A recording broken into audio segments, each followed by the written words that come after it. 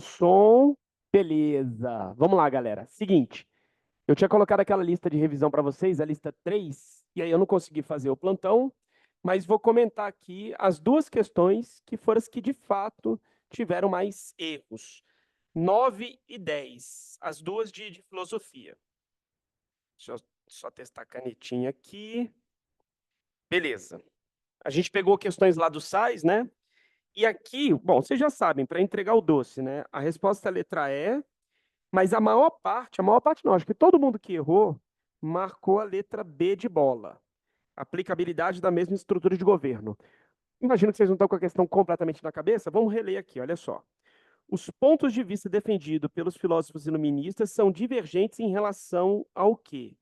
Né? Então ele já está anunciando que tem divergência, ele quer saber sobre o quê? O texto 1 é um texto do Voltaire, que me mostre alguma monarquia sobre a terra na qual as leis, a justiça distributiva, os direitos da humanidade tenham sido mais respeitados e onde se tenham feito coisas mais benéficas para o bem público do que sobre os 55 anos do reinado de Luís XIV. Então ele está elogiando Luís XIV aqui, né? É um comentário elogioso à monarquia, nesse caso em específico a do Luís XIV. O Rousseau, o povo engana-se na escolha bem menos que o príncipe. Bom, então se o povo engana-se bem menos do que o príncipe, né, é melhor uma outra forma de governo que a monarquia. É melhor a república, por exemplo, que era a ideia do Rousseau. E um homem de verdadeiro mérito é quase tão raro num ministério, né, numa monarquia, quanto um tolo à frente de um governo republicano. Ou seja, é tão raro encontrar um monarca que tem mérito do que um tolo, do que alguém bobo, alguém que não sabe o que fazer diante da república. Então, Rousseau está valorizando o governo republicano. Então, por que não pode ser a B? Porque eles não estão falando da mesma estrutura. Aqui eu estou elogiando a monarquia, aqui eu estou fazendo uma crítica a ele propondo a república. Então, forma de governo adequada. Um elogiou um sistema monárquico, o outro elogiou o sistema republicano. Beleza? Questão bem de compreensão de texto, mas se lembrasse aqui dos filósofos, sobretudo do Rousseau, né, que ele faz uma proposta, né, de república, algo que poderia ser considerado uma democracia radical, então acho que dava para notar melhor a divergência. Mas só com texto também dava. Beleza? Então, letra E. A 10. Platão, né, com base no texto, a teoria filosófica descrita entende que a apreensão do verdadeiro conhecimento se dá pela.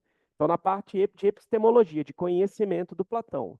Então, o que vem à nossa cabeça? A teoria das ideias, né? A diferença de plano sensível, de plano intelectual, plano inteligível, plano das ideias. Ou seja, esse dualismo que o Platão faz, né? Esse corte numa valorização metafísica. Aquilo que causa o nosso mundo, aquilo que é o real, não é no plano físico, é no plano metafísico, o plano das ideias, no qual você chega através do intelecto, aquela ideia de uma reflexão, né? Olhar para dentro de si, através da memória, para a teoria da reminiscência, né? Para alcançar as ideias que são perfeitas. Está falando do verdadeiro conhecimento. Então, assim, até olhando as alternativas, qual delas tem o vocabulário, lembra? Mais próximo disso. Ó, análise sistemática. Bom, você tem um sistema de análise? Beleza, não é absurdo, né? Concepções científicas. Aqui não chega a ser o caso do método científico, né? Filosofia e ciência são coisas distintas.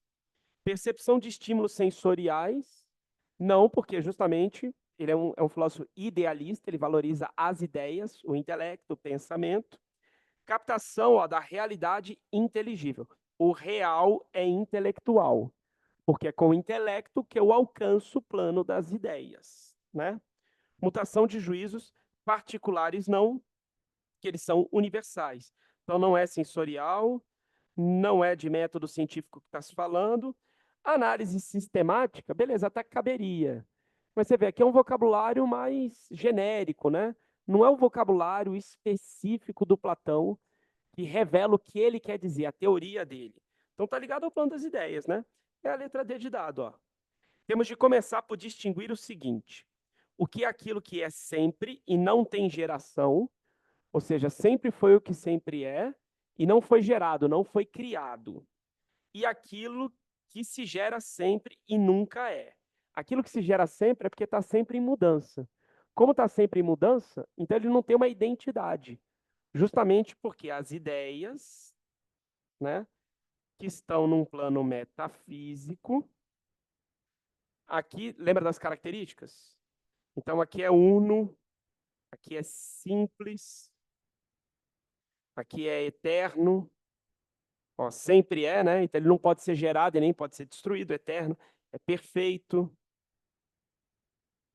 é imutável, aí você vai agregando. Aqui é o elemento da identidade, ou seja, é igual a si mesmo, beleza? O primeiro pode ser aprendido pelo pensamento, ó, inteligível, intelectual, né? Acompanhado pelo raciocínio, uma vez que é sempre desta maneira.